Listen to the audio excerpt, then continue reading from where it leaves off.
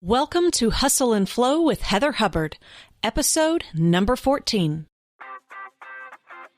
Hi, I'm Heather Hubbard, and I was a litigator, partner, and practice group leader at an AmLaw 200 firm. I know what it takes to rise to the top. I also know all too well the toll it can take on your personal life. So how do you shine bright without burning out? How do you embrace your ambition without selling your soul? You're listening to the Hustle and Flow podcast.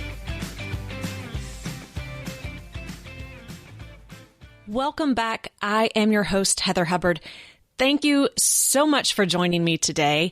I just got back from Hawaii and it was amazing. So I thought today I would share with you the lessons that I learned from the Wahine Weekend Leadership Retreat. So in Hawaii, in the Polynesian culture, Wahine means women. So it was a women's leadership retreat, and I had some major takeaways and breakthroughs. And I thought I would just share some of those with you today because my guess is that you can learn from them as well and you'll be able to relate. So let's dig in. I've got 5 lessons learned that I want to share with you today. So the first lesson is to trust your intuition. I think as lawyers, we get so stuck in our heads sometimes. We are just so logical that we forget to trust our gut sometimes. You know, we only think about what's rational and does this make sense? And we can generally talk ourselves into or out of anything. So for me, I ended up participating in this Wahine Weekend by basically just seeing someone's Facebook post. So I am Facebook friends with this woman on Facebook. I don't even really know how we're Facebook friends because we're not really friends, right? You know how there's Facebook friends and then there's like real life friends. So anyway, this was one of those Facebook friends. I did not know her. I don't even know how we initially connected. We're both kind of in the online business world. So I know we have some mutual friends that are both in that world as well, but somehow we are Facebook friends. Now, the other piece of that is, Facebook, the way the algorithm works, you don't even see everyone's posts. I mean, if you don't follow them and you're not on there every day, you're just not going to see all the posts. So I just happened to be on there on a specific day at a specific time when, the Facebook gods decided to let me see Jennifer's post. And she was saying, I'm finishing up my live event in Austin, and I really want to get together with some other female entrepreneurs to kind of just hang by the pool and go over our businesses. And I instantly knew I need to be there. Now, I couldn't rationally tell you why. I mean, I could give you reasons why I thought it would be a good idea. Jennifer, is crushing it in her space. So she's clearly someone I could learn from. I love other female entrepreneurs. So why wouldn't I want to go hang out with them? And, it's the pool in Hawaii. I mean, right? But there are lots of opportunities like that. So what was it about this one that was special? I don't know, right? I can't put my finger on it. But as soon as I saw it, I knew that I was supposed to be there. And I've learned over the years to really trust my intuition. So I didn't question it. Now, granted, I did call my husband and say, hey, do you mind if I go to Hawaii next month? And he was like, do I get to go? And I was like, no. But per usual, he was super supportive and said, go. If you think that you should do this, trust your intuition. And I did. And it was so meaningful. It was exactly what I needed at exactly the right time. So that is lesson number 1. Trust your intuition. If something feels wrong, trust that. And if something feels right, trust that. You don't always have to be able to figure out or explain why it does or does not make sense. Okay, so just trust your gut a little bit more often. Get out of your head. Okay, so lesson number 2. Actually, as I'm going through this, I think I may have 6 lessons, but okay. Lesson number 2. The Hawaii sun is intense. That may not even be a proper lesson, but it was for me. So I have really fair skin. he was kind of like a stepdad to me. He was a father figure. He always called me the whitest white girl he knew because I was literally almost see-through. I mean, I am that pale, and kids used to make fun of me and bully me all the time over that growing up. I'm not fully over it even as an adult, but I am fully aware of how white I am. So I get to Hawaii, and the first day there, that next morning, because I went a day early to adjust to the time before I joined the group, I thought I'm just going to go to the hotel pool and just lay out, in the shade for a few hours. So this was like from 8 a.m. till noon, and I was in the shade. There was both the building was blocking me and an umbrella. I sat under an umbrella the whole time, right? Everybody else, they're sitting out in the sun. I'm under an umbrella. And I got a really bad burn, like really, really bad. And I'm sharing this not because you need to know that the Hawaii sun is intense. I'm sharing this because I was so mad at myself. I mean, guys, I am 37 years old, and I have gotten more sunburns than I can count. And I know that when I get in tropical places, I can't just sit in the shade. I have to apply 100 SPF every, 30 to 60 minutes. And it really, really frustrated me because you would like to think that after you've made the same mistake over and over again, that at some point in your life, you will finally learn the lesson and never do it again. And yet I got a sunburn. And when I say I got a sunburn, I mean, I got a sunburn. It was really, really red, like lobster red.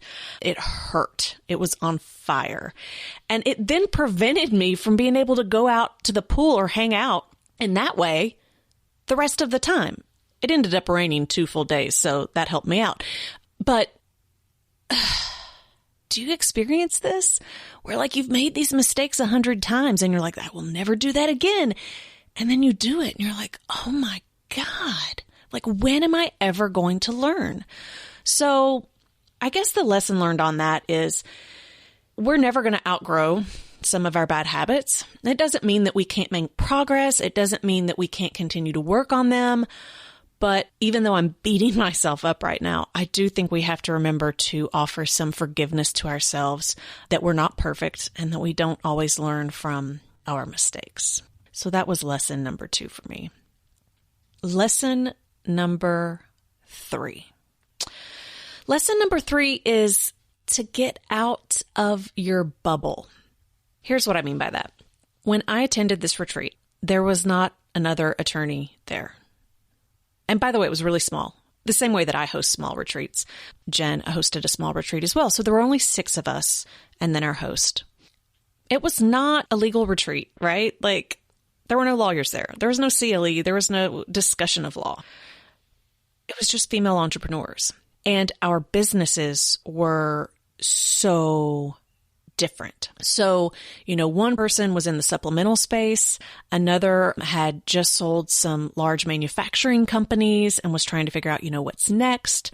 There was a consultant, there was a coach, but even they're in totally different industries. They're helping different people. Some are in the services business, others were in the products business, retail, and you can learn so much from others. And I think that there's a tendency for us to only hang out with those that look like us, talk like us, act like us. And, we get that. We understand that. I mean, that's part of what implicit bias is about, and sexism and racism. It's not intentional. You just tend to hang out with the people that feel most comfortable to you. And you also tend to then raise up and sponsor and mentor people that look like you, talk like you, and that you want to see, continue your legacy. I digress a little bit, but I think that it's more than that. I think even as lawyers, sometimes we tend to hang out with other lawyers, and there's nothing wrong with that. I love lawyers, so why wouldn't we hang out together? But sometimes when we limit the people we're hanging out with, we lose perspective, and we can make that even narrower, right? So sometimes I think that really large law firm attorneys, right, big law attorneys, they tend to hang out together. And sometimes I think solos tend to hang out together. And when we do that, when we stop connecting with people that are not in our same practice area, that are in a different profession, we're limiting our knowledge. We're limiting our potential and our ability to grow and learn. And I'm not just talking about, being in public or going to conferences or networking with people that are different than you. I'm talking about like having friendships or going and spending time with people on a very deep level and really learning from them. I personally really try to do this, and I think I do a decent job of it. For example, the mastermind that I'm in, there is another lawyer in that group, but she's actually a practicing attorney these days and has a different model than me. So, I very much do appreciate this concept of being around people that aren't doing the same thing as me, but every time I go into an environment like that, where you really connect, retreats are like the only place I know where you really, really connect on a super, super deep level. You just learn so much. So for example, I was able to hear what others were doing in their businesses. And because we get such tunnel vision with the way things are done in our industries, that we lose sight of other ways of doing things. And I got so many great ideas that I can apply in my own business simply by being around and listening to and genuinely caring about other people's businesses. And not from the perspective of trying to get them as clients. Okay. So I should say that a lot of times as attorneys, we do want to get to know people that are not lawyers that are running businesses, but we do it because we're trying to turn them into a client, right? We're trying to get information that will help us close a deal with them. I am talking about no strings attached, just getting to know others in completely different industries, doing different things, or even within the legal industry, but practicing a completely different area of law. And just finding out more about the way they approach things. So that was lesson number 3 for me, to remember to get out of my bubble. Okay. Lesson number 4, share specifics. I don't know about you, but I keep things pretty close to my chest. I think that's probably just being a lawyer, right? Like you don't want to show your cards.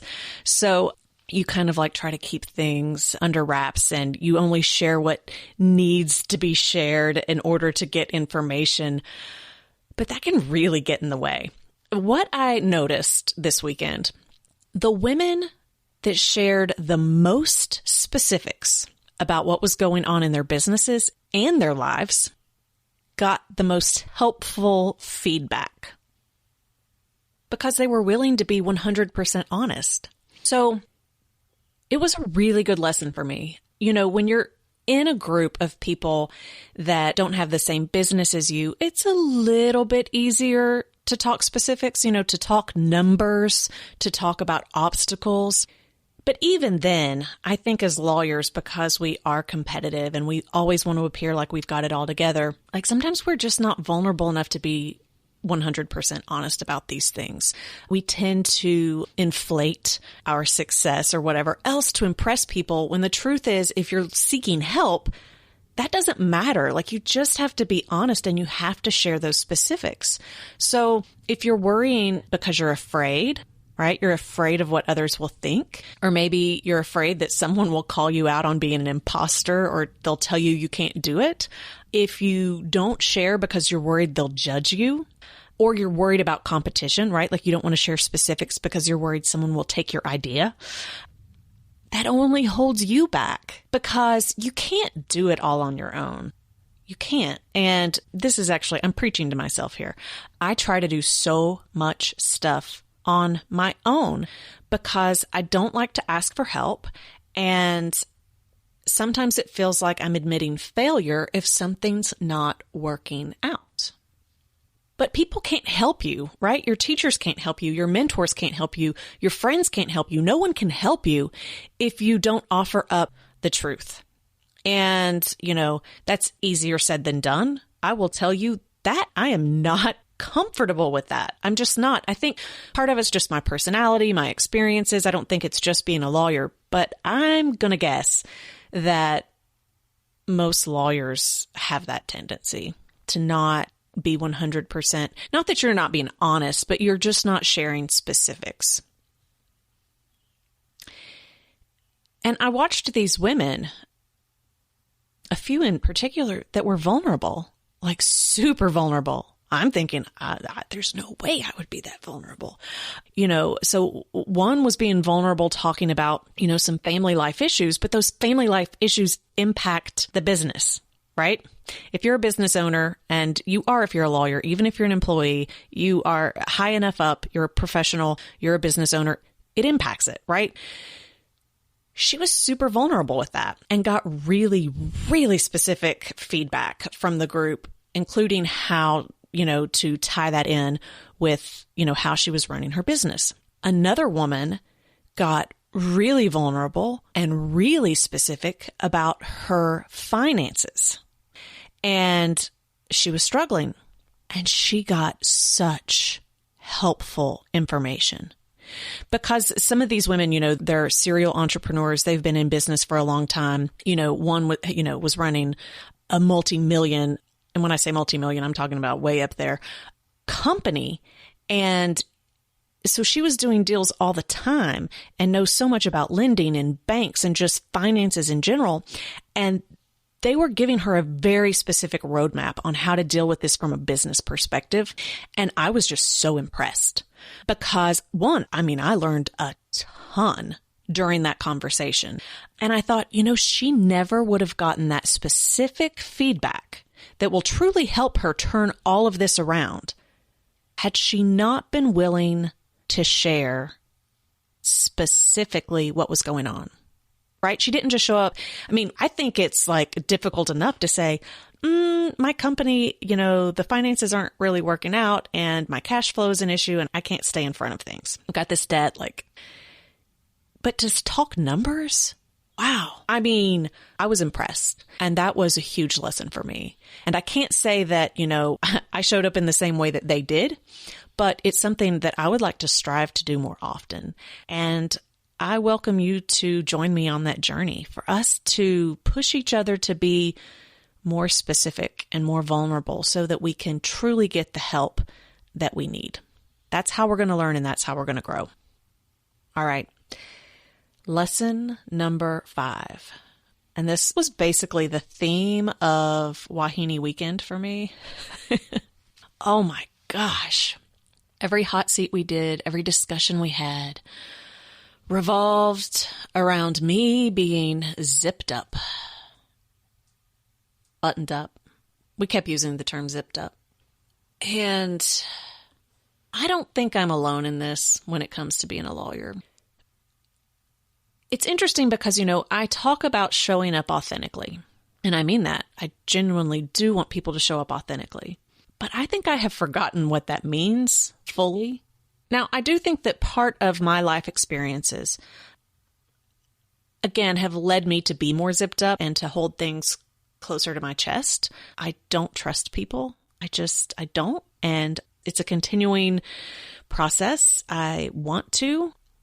But those are hard things to just get over. So I think part of it's a trust issue, but I also think part of it's a lawyer issue. We expect people to dress a certain way, talk a certain way, present a certain way, volunteer a certain way. We're just held to different standards. And I don't know that the rest of society holds us to that standard, but we seem to hold each other to that standard. And, obviously there's things like dress codes, but there's all the unwritten rules. Right? I remember, so I don't know about you, but we had a lot of fun in law school. A lot of fun in law school. And then we all got these jobs as lawyers. And suddenly, you had to be a little bit more careful about how much fun you were having. Not that it's the same as being like a politician, but you're then in the public eye. And if you're at a really large law firm in a smaller town, kind of like me in Nashville, everybody knows everybody, everybody talks, and suddenly you just have to be very adult-like and very professional overnight. And if not, you're probably going to learn your lesson pretty quick and not be called into the principal's office, but maybe a partner's office. So I think that we start to get a little bit zipped up. a little bit uptight just because of, our professional roles. And they kept encouraging me they were like, just be more of yourself. And I'm like, I don't even know what that means. Like, I literally don't know what it means. And, I actually let them listen to some of the podcasts. I was like, I feel like I am being more vulnerable on this podcast than I have ever been in my entire life. And I've even had some of my closest friends tell me, they're like, I learned some things about you on the podcast that you've never told me before. So I'm trying, really trying. I know I'm zipped up, but I don't know necessarily how you change that. And so for those of you that feel like you show up authentically all the time and you truly don't care what others think and you're just cool, calm, relaxed, and 100% yourself all the time, I really need you to go to the podcast website and leave a comment and give me some suggestions. hustleandflowpodcast.com. This will be /14. I need help. I have no idea how to change this. And that's what I kept telling them. I'm like, can someone just tell me what to do? Prescribe me a formula. I don't know how to loosen up or lighten up. So that was a huge lesson for me. And maybe you're in the same boat. If you feel like you always have to act like you've got it together all the time in every environment, and people tell you that, you're kind of uptight, even when you think you're not, you think you're having fun and you're being open and honest, but people are like, maybe you should loosen up. You can go on this journey with me. Maybe we'll do some kind of challenge where we try to lighten up a little, be less zipped up. I don't know. So anyway, that was a big lesson for me, and one I'm going to really work on because, I want to show up more authentically and I want to learn how to do that. So anyway, okay, we have time for one last lesson. We're going to do 6 lessons learned. All right. So here's the last one. And it really pushed me outside of my comfort zone. And I know some of you need to hear this as well. So I'm going to share it with you. Okay. So first, let me back up. Very few people call me on my, we'll say crap, because this is a clean show. Very few people call me on my crap. Most people tell me, you're doing a great job. You're such a risk taker. You're so inspiring. You probably hear that too, right? You're an attorney, so people look up to you. And so most people don't really push me. They definitely don't call me on my crap. And this group of ladies, they did. And I am so thankful. I mean, I am grateful for that. That's a good friend. That is a good group of women when they will call you out. And here's what they called me out on, in addition to being zipped up.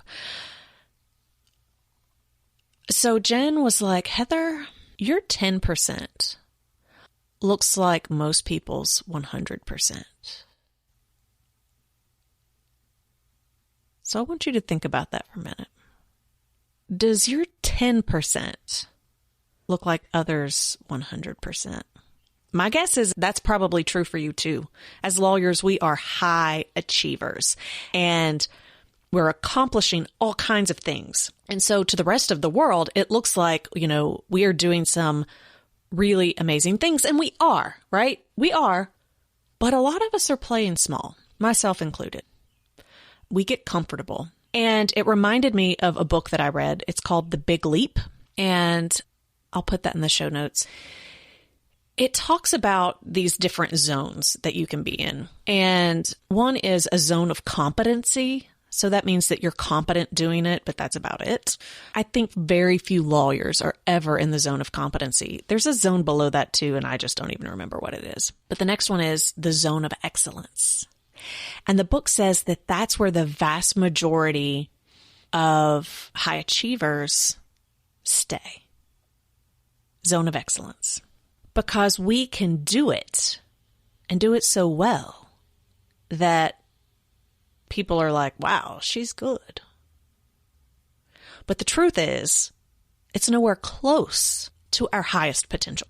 Nowhere close. It's the same concept of your 10% looks like others 100%. And we can make a really, really good living in our zone of excellence. But we're not really living up to our fullest potential, and we're not enjoying or really feeling, meaningful and deeply fulfilled careers and lives when we're in that zone. I think that's where we get complacent. I think it's where we get comfortable, and it's where we come up with a bunch of excuses. The book calls the highest level your zone of genius. And the zone of genius requires a ton of risks, and it makes all of the people around you uncomfortable, because the zone of excellence isn't just comfortable for you, it's comfortable for them too, right? So when you go into a zone of genius, like, you are just like operating on a whole other level, right? So Oprah Winfrey is living in her zone of genius without a doubt. So the question becomes, are we willing to up our game? And I needed to be pushed. Because, yes, I took a huge leap by leaving a very comfortable job that had a ton of potential for me to continue to climb in order to start my business. And yes, I have been scrappy and learned all kinds of new things and really put myself out there. But there are so many things that I have not done. And there are so many things that I'm not doing because I'm playing it safe, because I'm being comfortable. And I am not operating at my fullest potential right now. I needed to be called on that. So if that resonates with you, I'm calling you out. It's time for us to go bigger. Not because we have to prove our worth, not because, we have to keep achieving, but because deep down we know that we want to make the absolute biggest impact during our life that we can. And we don't want to settle, and we don't want to only do it halfway, right? So I'm going to go bigger. I'm going to go bigger, and I hope you do too. All right, those were my lessons learned from Wahine Weekend, and I hope they helped you. You can find the show notes at hustleandflowpodcast.com/14. I hope you have a great day, a great week, and I can't wait to connect with you on the next episode. Are you feeling stuck or frustrated in your career? Are you exhausted from trying to balance so many competing demands? Do you have big dreams and goals, but no time to focus on them? Then join me in a small group of female attorneys for the Life and Law in Balance retreats at Miraval. They're coming up in June and September. To learn more and register, go to lifeandlawinbalance.com. I'd love to meet you there.